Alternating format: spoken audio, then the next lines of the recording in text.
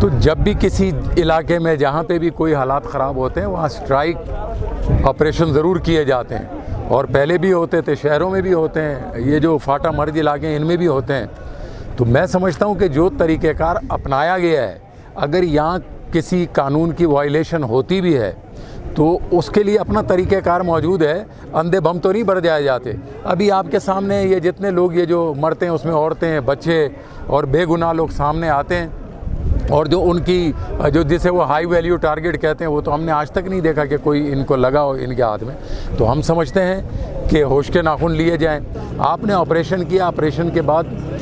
آپ نے کیا کیا؟ کچھ بھی نہیں کیا، وہ علاقے ویسے کے ویسے ہیں۔ تو ہم سمجھتے ہیں کہ آپریشن کسی طور بھی کہیں پہ بھی یہ مسائل کا حل نہیں ہے، اور نہ ان سے ان علاقوں کو فتح کیا جا سکتا ہے کہ آپ کسی ایک پہاڑی کے اوپر بیٹھ کے کوئی مورچہ بنا لیں یا قلعہ بنا لیں۔ آپ پہلے لوگوں کے دلوں کو فتح کریں گے، ان کے مسائل حل کریں گے، اور جو ناراض لوگ ہیں، میں سمجھتا ہوں کہ ناراض لوگوں کے ساتھ لڑنے سے تو بلوچستان کا مسئلہ بھی حل نہیں ہوا، تو پھر اگر یہاں ہم مزید لڑیں گے اپنے ہی لوگوں کے ساتھ تو یہ حل نہیں نکلے گا۔ ایسے جرگے ہی اس وقت کی ضرورت ہے،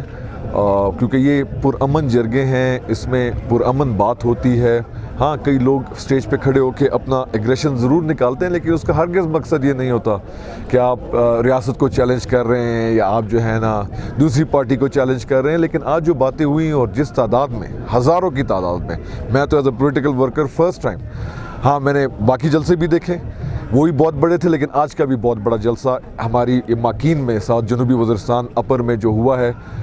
یہ بہت کم ایسے ہوئے ہیں، اور بڑا پازیٹیو میسج جا رہا ہے، اور یہ کنٹینیو کرے گا، کیونکہ کل جو ہے وہ انہوں نے لور میں رکھا ہے، وانا میں، اس طرح نارتھ وزیرستان میں ہے، باجاوڑ میں۔ تو یہ سب یہ پروگرام بنا رہے ہیں کہ ہم کوئی ریاست کے ساتھ خدا نخواستہ ہم کوئی جنگ نہیں لڑنا چاہ رہے ہیں، ہم صرف ریاست کو یہ باور کرا رہے ہیں کہ یہ غریب لوگ، یہ لاچار لوگ، یہ بس ہو گئی ہے، ہمیں بھی پتہ ہے کہ آپ بھی مجبور ہوں گے، تو ہم چاہتے ہیں کہ دونوں طرف ایسی کوئی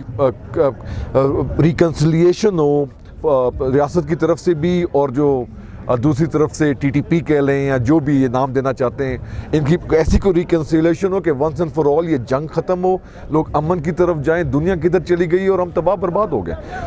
ادھر نارتھ وزیرستان میں بھی اس قسم کا جرگہ ہوا تھا، آج ادھر مکین کے مقام پر، کل وانا میں اپنے تمام مرز ڈسٹرکٹ کے منی کے ساتھ میں رابطے میں ہوں۔ ہماری کوشش یہی ہوگی کہ جتنے بھی مرز ڈسٹرکٹ ہے کہ ایک دن پہ ہم یہ جرگے، اور اگر ہم نے نیکسٹ جرگے کرنے یا جو بھی طریقہ کار ہو کہ اس میں سارے مرز ڈسٹرکٹ کے اسٹیک ہولڈر اس میں ملوث ہو، مطلب متفق ایک فیصلہ کر لے تاکہ آگے ہم اس پہ چل سکیں۔ کل ایک جرگہ احمد زائی وانا میں ہو رہا ہے، اور دوسرا جرگہ اسد خیل گیلامن کے سالگرہ پہ ہو رہا ہے۔ تو ہم نے یہ ڈیسیژن کر دیا کہ آدھا مسعود مشران اور نوجوانان وانا میں جائیں گے احمد زائی قوم کے ساتھ یکجہتی کے لیے، اور آدھا مشران اور جوانان اسد خیل کو جائیں گے، ان کے ساتھ ہم یکجہتی کریں گے۔